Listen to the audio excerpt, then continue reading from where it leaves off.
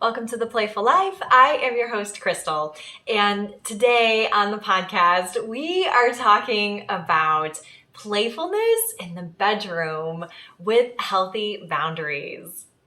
My guest today talking about this super fun topic is Barb Nangle. She is the CEO and founder of Higher Power Coaching and Consulting. And she is a boundaries coach, a speaker, an author, and she hosts a podcast, Fragmented to Whole, Life Lessons in 12-Step Recovery. In 2015, at the age of 52, Barb found herself in a 12-step recovery program for codependency. And this was after decades of therapy and tons of self-help work in a variety of areas. And she's been in 2 fellowships and just felt that this has changed her life so deeply and profoundly that she is on a mission to help others to break free of codependency and to create healthy boundaries in their life. So in this episode, we do dive into the fun topic of boundaries in the bedroom and really how that allows us freedom to have better relationships, to have better intimacy and better sex. So I know you're going to absolutely love this conversation, and be sure to listen to the end, because if you feel that you need some added boundaries in your life or could benefit from any of this information, you're not going to want to miss what Barb has to say at the end. Hi, Barb. Welcome to the Playful Life. Thank you. I'm really excited to be here. I can't wait for this conversation. Yes, me as well. And this is definitely a topic that we've never explored before here on the Playful Life. So this is going to be very fun. I've been looking forward to this conversation all week. So today we're talking about playfulness in the bedroom with healthy boundaries. So before we dive in, and everybody's like on the edge of their seats because we're talking about life in the bedroom, but like, boundaries, I feel, are these things that we know we need. We're not really sure what they are or how to put them in our lives. And so, Barb, you are a boundaries coach, and you are the CEO and founder of Higher Power Coaching and Consulting. And this is your specialty, not only in the bedroom, but just in life in general. So, right. Mostly in life in general. Excellent. So I don't know, maybe demystify what a boundary is and maybe why we need them, I think would maybe be a good start to this conversation. Yeah. So I want to start by saying I'm a recovering codependent, people pleaser, rescuer, fixer, saver person. So when I talk about not having boundaries and having boundaries, I know what I'm talking about, because when I was 52, I got into 12-step recovery, and that's really where I learned how to have healthy boundaries. So I just want people to know, like, I'm not just saying this out of some theoretical thing that I learned in a book in school. I'm talking about my lived experience. So boundaries are essentially standards that you have for your life that you live up to. And what most people think about boundaries is the part where you communicate those standards to other people, or you communicate what you're going to do if they don't help you like conform to the standards in your life. And I think the most common misconception about boundaries is that they're actually for other people. And they're really not. They're for you to live the way that I talk about it with my clients is you want to live your life on purpose. Like, I didn't know that I wasn't living my life on purpose before recovery and before I had healthy boundaries. And now I really do. And so what most people are concerned about is like how to set boundaries with other people. And the way that I coach my clients is you start with figuring out what's important to you. So I have them come up with like their top 5 values. That helps you decide, well, where do I want to set the boundaries? And so boundaries help you live your life in alignment with your principles and your values and what's important to you. And then you communicate that to other people. So an example is like a common value that people have is their family. You know, they want us that their family is really important to them. And yet they don't sit down and have meals with their family face to face, or, they're at their kid's soccer game and they're on the phone the whole time and they're not even watching the kid on the field, or they're taking calls and emails and text messages on the weekends rather than spending time with their family. And so boundaries to help you support this value of family being important would be things like, this family is going to have dinner together X nights a week, or breakfast together every day. Or when I am taking my child to their whatever event, I'm actually engaged. I'm cheering them on. I'm paying attention. The phone is in the car or in my purse, unless I'm taking pictures of the stuff that's going on. Or, my job happens Monday through Friday, and I leave the job at work and I don't engage in, communicating with people on the job. Or if I do, I have set hours that I do that. Like I will check my phone at 4 o'clock on Saturday after, whatever. I mean, you get to decide for yourself, but boundaries help you live up to that. Now, the difficulty is if you've never had them before, it's hard to start doing it. And that's really, what I coach people on. But like, I am living proof that it is possible in your 50s to change lifelong patterns. And one of the amazing benefits of healthy boundaries that I found was that sex is way better. And so when we were talking about, you talk about the playful life, I was like, oh, this is perfect.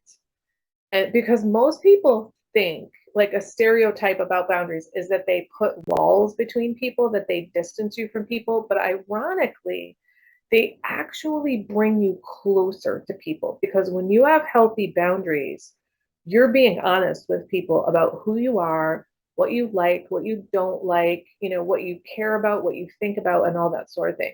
Now, it is possible that when you start setting healthy boundaries, there might be some people that you distance from, and those are typically people who are pretty dysfunctional and unhealthy. That may be so, but for the most part, you're going to draw people closer to you. And then the new people that come into your life, when you already have the boundaries, they're going to know you only as the person with boundaries. And they're going to be like, oh, this, they're going to know who you actually are. So you're going to attract people who are your people, Yes. Oh my gosh. There's so much like goodness and everything that you said. And a couple of the biggest things that stood out to me were, yeah, boundaries are for, you or me, right? They're not for the other person. Mm-hmm. And it's not like a set of rules that you're creating that everybody else has to live by, which I think early on for me, when I was overcoming my codependency, that's what I kind of thought. I think in an infancy stage with anything, it's like, okay, how do I kind of apply this, right? There's like that trial and error. And it was like, well, how do I enforce these and make these people understand, like, this is not okay for me. And especially when you've lived 30 some years with a lot of people in your life that have never experienced you having boundaries before. So, so I love that. Just always bringing the focus back to the self. Like that, always seems to really happen. The focus on yourself. Keep the focus. That's why I tell my clients, I have the 5 rules of setting boundaries. Keep the focus on yourself. Keep the focus on yourself. Keep the focus on yourself. Keep the focus on yourself. Keep the focus on yourself. Those are the 5 rules. And the first time I said it, Crystal, I said it as a joke. And at the end of the coaching program, they were all like, that was the thing that, or like 4 out of, like 80% of the people were like, that was the thing I remember the most, but it was super helpful. So I'm like, all right, it's not a joke anymore. My top 5 rules are keep the focus on yourself, because we want to get other people to do, like, people think boundaries are about controlling other people's behavior. Here's a news flash for you. You cannot control other people, but what you can control is you. Yes, absolutely. Yeah, that needs to be on every bumper sticker. Yeah, right. Oh, yeah. That's a hard lesson. That's a hard lesson. And I think in romantic relationships too, it's I think there's that desire that we have to want to please the other person. And so I think this is an especially important topic because, boundaries can become very grayed when it comes to connecting on an intimate level. I mean, we don't connect with everybody in such an intimate way. I mean, there's different levels of intimacy with our family and friends and those we let into literally our bedroom, our very intimate space. And so it's interesting to think about boundaries in this way, keeping the focus on the self, because a lot of times I think we want to focus on that other person in that situation, especially, people who are maybe codependent, and that sort of thing. So I'm curious, Barb, how you've discovered to apply that to, those intimate interpersonal relationships. So I didn't discover to apply it. I just had boundaries. And then I got into a relationship with someone who, by the way, one of the most attractive qualities he had was that he had really healthy boundaries. And I realized, like, wow, this is really different. So I was 55 and he was 60. He's in recovery. And so I had never been in a relationship with boundaries before. And one of the important skills that you acquire when you form healthy boundaries is the ability to directly communicate with other people. So instead of beating around the bush and implying things and hoping they're going to read your mind, you realize, like, boundaries are clear. So communication about boundaries must be clear. And this is one of the things that I work on with my clients, as a matter of fact. And I know that for me, before I had healthy boundaries, when somebody was a clear communicator, I thought they were like rude. Like, how dare you specifically state precisely what you think and want and feel and prefer? Like that. Now I'm like, that's funny. But in the past, it was just like, I just didn't have experience with that. And when I did, it was off-putting to me. But the reality is, when somebody is really clear with you, you can trust that. Like, you're not like, wait, what do they mean by that? And trying to spend all this energy and time trying to figure out. And the other thing I've learned to do is just ask, like, what did you mean by that? Like, I'm not sure I understand what you're saying, So learning to directly communicate. So I actually had communication with my partner about sex before we ever engaged in it. I never did that. Like, in the past, I did not say it. It just kind of happened. Like, maybe we might say, like, I did actually have partners where I said, we're going to have STI testing beforehand, but I didn't do that with every partner. This partner, I was like he brought up the idea of us having sex in this really cute, adorable way. And I said, first of all, I want you. I don't want to make any bones about that. I want you, but I'm not ready. And I don't even know what that means, because those words have never come out of my mouth before. I just know that I'm not ready. But I will tell you a couple things I will need to be ready. Number one, we have got to be in a committed monogamous relationship. And number two, we have to get STI testing. And number three, I need, not right now, but to have a conversation with you about my concerns about having sex, because this person right here in front of you, who has healthy boundaries now, is new, and she's never had sex before. So I don't know what's going to come out of me, And so then we made a coffee date to talk. And what I wanted to express to him was concerns I had in the past, where I had been with a partner, for example, who had really tried to push me to do things I wasn't ready to do and shamed me for that. And then on the other end of the spectrum, I had a partner where I wanted to do something that I thought was rather vanilla. And he shamed me for that, as if it was this like freakazoid, BDSM domination. It was like not even remotely close to that. And I got shamed for that. So I've been shamed on like both ends of the continuum. And there are certain things that I've thought about maybe I would like to do, but I don't really know. Maybe there are things I want to just think about. And I would like to have the freedom with whoever I'm with to say, hey, I'd like to try this. And no, I'm not positive it's something I want to do. So maybe I'm going to change my mind. And I want you to respect that and also not take it personally, that it's about me Mm. and not about you. And so when we had this conversation in a coffee shop, because it was in a neutral territory, it wasn't at my house, it wasn't at his house and all that. And so when he was bringing me back to my car, I said, how are you feeling about this conversation? He goes, let me see. My new girlfriend wants to experiment with sex. I think I'm okay with that. And, I mentioned that he had really healthy boundaries. Since we're talking about like being in the bedroom, I'm going to talk about specifically about that. He is the first man that I have ever made out with that was not trying to get in my shirt and get in my pants. He did a lot of things to make it very clear that he desired me without being gropey. So he was very respectful of my boundaries.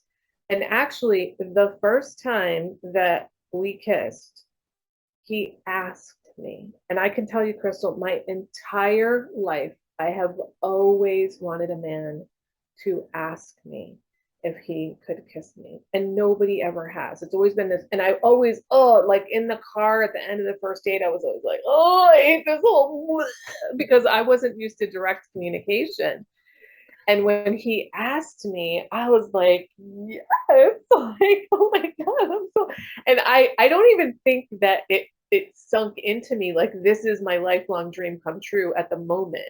But I was so excited, that he asked me, and it was like, absolutely yes. So I just want to say to your listeners, I don't care if you're a man or a woman or non-binary. I don't care if you're homosexual, heterosexual, whatever, whoever you are attracted to. If you want to kiss someone for the first time, ask them, can I kiss you? Or say, I would really like to kiss you, and see what they say. Because, one of the things, the language that has come to me recently, I don't know why I never thought about it before. It's like when we have healthy boundaries, it's about consent. And consent is so hot because you can be free. You're like, they said yes, and I said yes. So we're both in it. And there's no like nervousness about, oh, I don't want him to go too far, or I don't want to go too far. Like we've both consented to kissing in this particular instance. Yes. So, Yes, yes, yes. yes. I love this so much. And like what came up for me is like there was like a freedom of like being able to be yourself. He's able to be himself. And Mm-hmm. even that asking for permission. I Mm-hmm. think sometimes we think that, well, if I have to ask for permission, it's not like I'm not free in this relationship. But I think that's like the very opposite. I mean, not that we need to ask permission Yeah. to like use the kitchen, but Yeah. with those intimate things. And Right. like, I think a lot of people think too, and this comes up a lot in my like health and wellness coaching with like just discipline, habits, routine, that sort of thing, or communicating, those things even like to ourselves and what we need. Like people feel like it's going to stifle them initially. And they're like, oh, well, I don't need another thing in my life that I have to worry about. I don't need another, discipline, or I don't need Mm-hmm. another routine or what, or a boundary or something. But it's like, no, really, that's where I think personal freedom comes Absolutely, from. 100%. Yeah, I'm with you. So, the way that I talk about it is I'm able to let it rip in the bedroom because of this freedom that you're talking about. And also, like, my experience is discipline equals freedom. And to be honest with you, when you just said that, I was like, oh, discipline are boundaries. I never thought of that. And I feel like the thing that boundaries give me the most are freedom, all kinds of freedom, because I get to be me. And because I am disciplined about my morning routine, for example, I have because I make a lot of conscious contact. I do a lot of physical care for my body. I do a lot of stuff with my mind. I meditate. I do mindset journaling and stuff like that. that gives me freedom from all the crap that was going on in my head. And my body is free to do the things I want to do because I've taken care of it, Mm. and I live my life the way I want to live my life. And I know that, as a former people pleaser, that and also all the people pleasers that I work with, that people are really concerned that like they're going to be jerks when they have boundaries and they're not going to be able to be helpful to people anymore. I give way more service to my community now that I have healthy boundaries than I ever did before. I have so much freedom because I get to choose what I want. When you are a people pleaser, rescuer, fixer, codependent, that's a compulsion. Compulsion is the opposite of choice. Mm. And the greatest freedom there is the freedom of choice. Right. And so I feel free because, he and I are in this together. Like, so the first time you kiss someone, and maybe the next couple of times, but eventually you're not going to keep asking. It's going to be pretty clear, that you do that. But if you want to say you want to try something new, having a conversation about it and saying, I'm really nervous about this, directly communicating, I'm really nervous.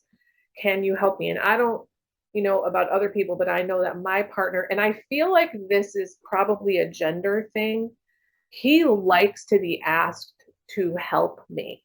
So when I Mm. say, this is really hard for me, can you help me?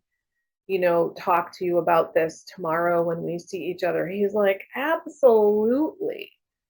He wants to give me like a safe space to be with him fully and share who I really am because, you know, we've both been in relationships where we weren't really even there, Mhm. because Mhm. we were faking the funk, and I was so concerned with my partners and what they thought of me that it was like I was dissociated from what was really happening. And so now I'm like super present when I'm with my partner and we're making love because I'm not concerned with what he's thinking about me. I'm in my body and present in doing what I'm doing. And so, and I can like take the cues that he's giving me about what he wants or whatever, answer the question if he asks me what he wants. It's incredible how freeing it is. Mm. Bingo. I think therein lies the playfulness Yes. that you're able to be in the moment. Like, Yes. what a miraculous gift. I don't think Right. people really realize how often they're not in the Mm-hmm. moment. Mm-hmm. And, I had this conversation a few days ago, and I had heard, I have a friend who's a Buddhist monk, and, he talks about how like all life is suffering. And it's like, you like, for instance, with an intimate relationship, a lot of people are suffering because they don't have one. Mm-hmm. And then when they get one, they're suffering because it's not what they thought it was going to be, or they want that alone time, or they're not able. And, Mm-hmm. the only way to really kind of combat that in our lives is to just be in that moment and Mm-hmm. say, like, I'm not going to worry about the thing I'm not doing right Mm-hmm. now. I'm Mm-hmm. going to just be here. And, true. I don't know if it's maybe a gender thing with this too, but, I often feel, for me, like intimacy and sex is like a very mental thing. And, if I'm not in the right headspace, it's not as fun, and Right. I Right. can't let go, and I can't, Yeah. feel the feelings as intensely, Mm-hmm. and, it's like, and then I feel guilty because I'm like thinking about all this laundry list of crap that I have to do, Right. and how, and Right. it's crazy. So, Right. Yeah. I love that so much, that openness, that communication, that, Mm-hmm. and even in that, letting, my husband know sometimes I'm like, my head is not in this right now. Sometimes I just have to be really honest Yeah, and, yeah, yeah. Or you get trust. to. You don't have to. You get to be honest. That's one of the things about, when you have Mm. healthy boundaries, you get to be who you really are with people. And when you just said the laundry list, what occurred to me was one of the things that there's like this myth out there that sex to be good needs to be spontaneous, or romance should be spontaneous. And okay, sure. But to my experience is planned sex is way better. And that you could call that a boundary. Like, we've decided, we've set aside this time, and like Thursday night is going to be date night. And that means you get to look forward to it. You get to plan it. You get to plant little seeds and say things to him like, I was thinking about wearing the XYZ on Thursday night. What do you think about that? Right? So that you get to be really playful about it.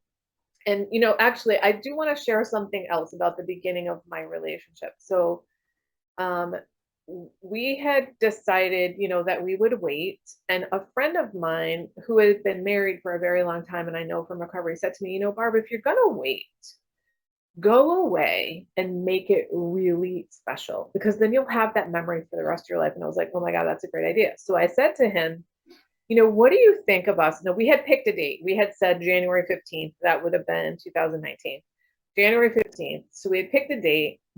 And I said, what do you think of us going away? And he was like, oh my God, I love that. And you know what he did? He found an Airbnb, and we live in Connecticut. So it's potentially going to be snowing on January 15th. He's like, I'm going to rent a monster truck. And I'm like, wait, you can rent a monster truck?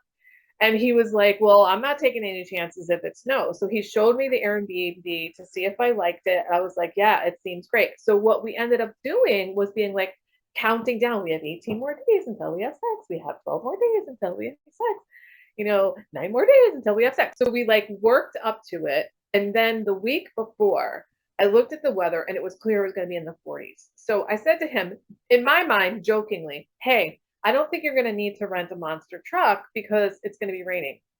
It's not going to be snowing. If anything, it'll be raining because it'll be in the 40s. He goes, oh, okay, I'll cancel. I'm like, wait. You actually reserved a monster truck? He goes, okay, so it's not a monster truck, but I did rent an SUV. And I was like, okay, I love this. I love that he is this enthusiastic. He's like, this shit is happening. Like, we're going regardless of the weather. And I mean, that was just so awesome. So not only did we anticipate and look forward to it, it's now a memory that we have that we can talk about for the rest of our lives. If that ain't romance, I don't know what is. If that's not playfulness, I don't know what is. Yes. Oh, that's fantastic. Barb, thank you for sharing that story.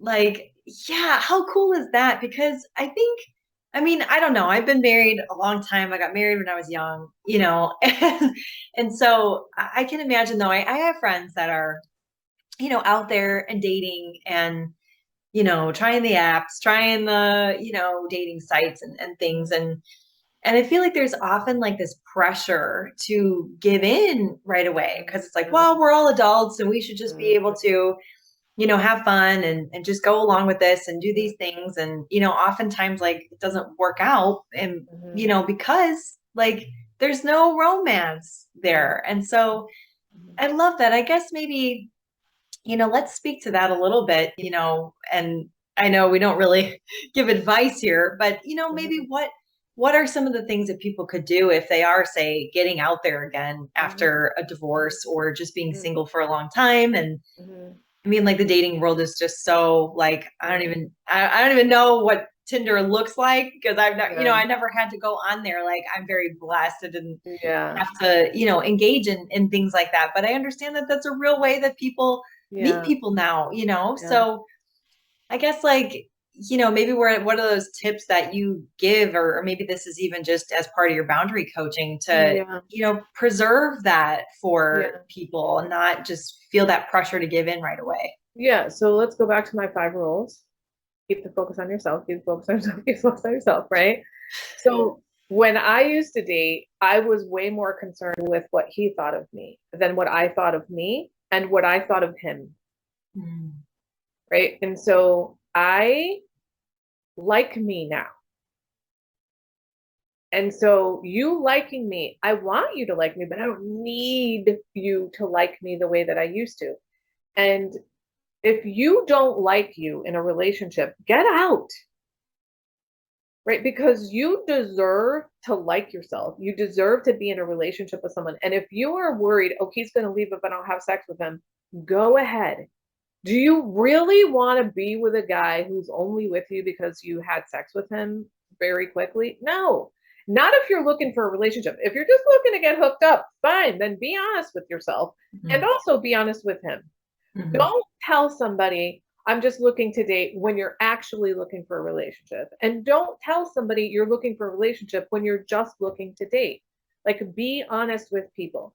And that's, what healthy boundaries are about, is figuring out, what do I want, like, need, and prefer, and then communicate that to other people. But here's the irony of that, Crystal. The way that I figured out what I wanted and needed was by setting boundaries. Because when you set boundaries, it's an experimental process. I don't remember what it was, but the first time I remember setting a boundary, I was like, wham, ooh, that was way too harsh. But I didn't know. And if I had known it was too harsh, I wouldn't have done it, right? The only way I knew it was too harsh was to do it and feel what it felt like to do it. So it's an experimental process. And so I started to be like, oh, well, that was too hard. Let me go a little looser. And that process of experimenting with the boundaries helped me to figure out what I wanted and liked and needed and preferred, because I was a chameleon before.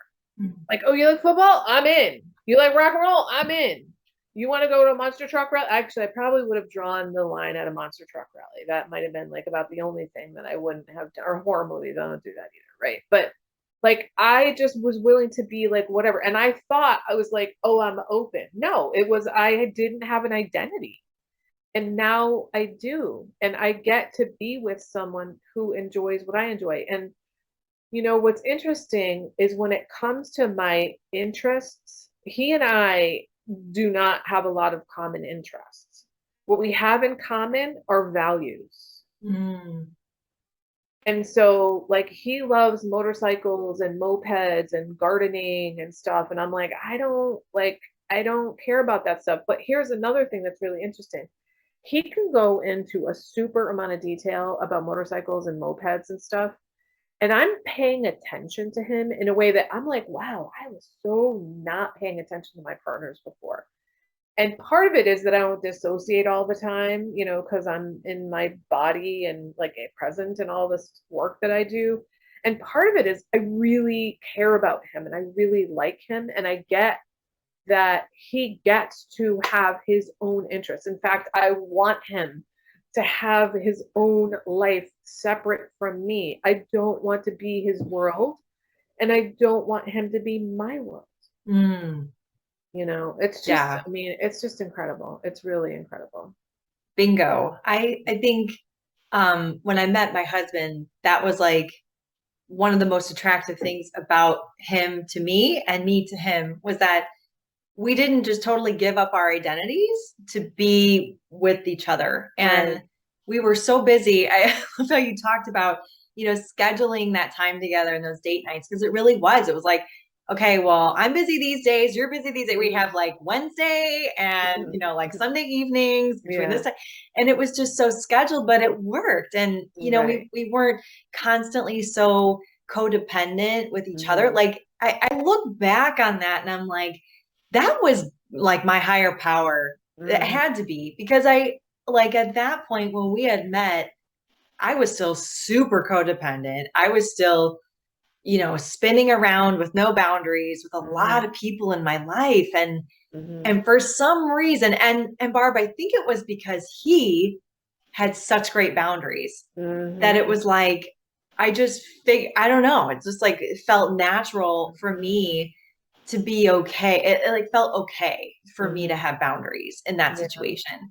And like, I think what was so amazing was like that freedom that I experienced. I was like, man, I've never felt like this before. Yeah. It's everything had never been like that before for me. And like, so what a blessing that God put this person in my life. Right. These incredible, boundaries. And it wasn't, he didn't, I mean, fortunately for him, it wasn't like he had to go through recovery or figure out how to create these boundaries. He just always sort of had them and, sort of knew how to practice that. So, that was such a blessing for me, such a great teacher at that point in my life to have that. But yeah, I love that. Just know thyself. I always go back to those like stoic virtues, and it's like, what a gift. Like how many people really know themselves, like what you prefer, what you don't prefer. Right.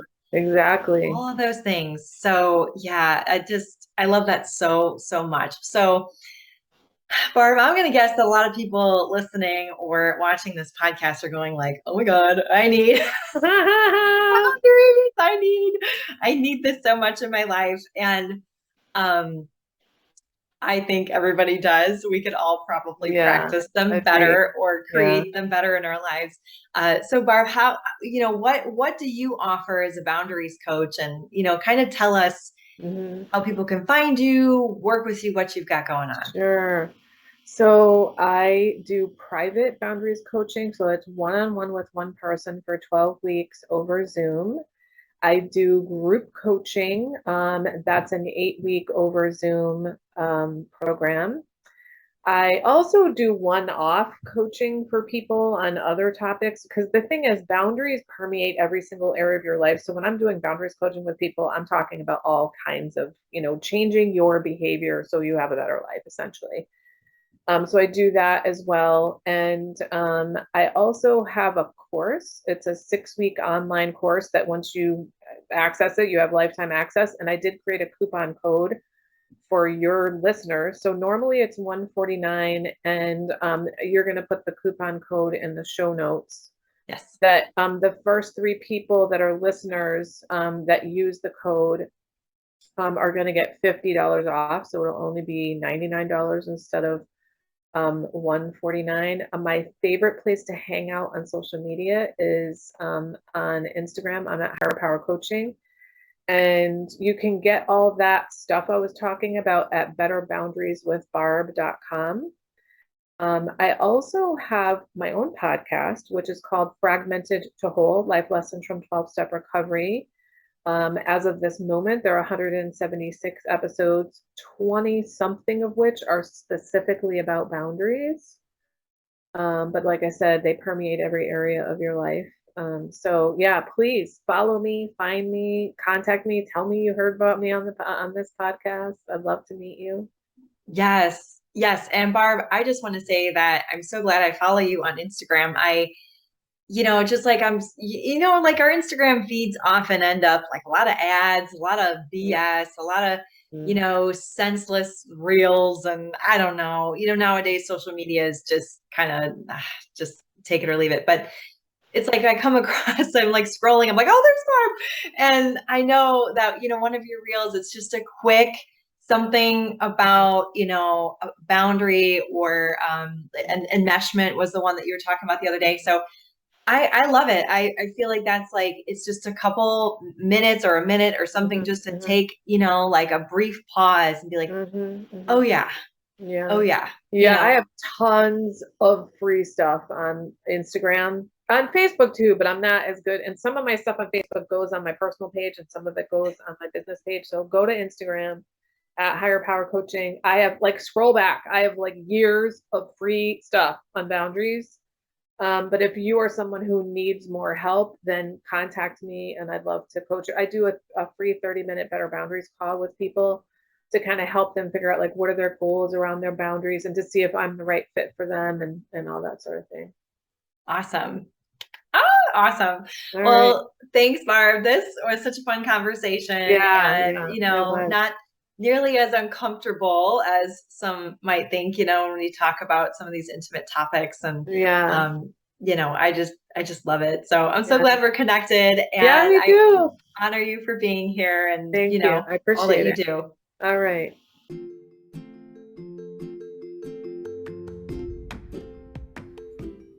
Thank you so much for joining me on the podcast today. If someone you love would benefit from this message, please share this podcast with them. And if you want more out of your life, not just surviving every day, but you want to truly thrive, visit me at krystalizedhealthadvisors.com or on Facebook to schedule your free dream strategy call with me today. Do not hesitate any longer. Life is short, and I want you to truly live the playful life. I will see you next time, and as always, stay playful.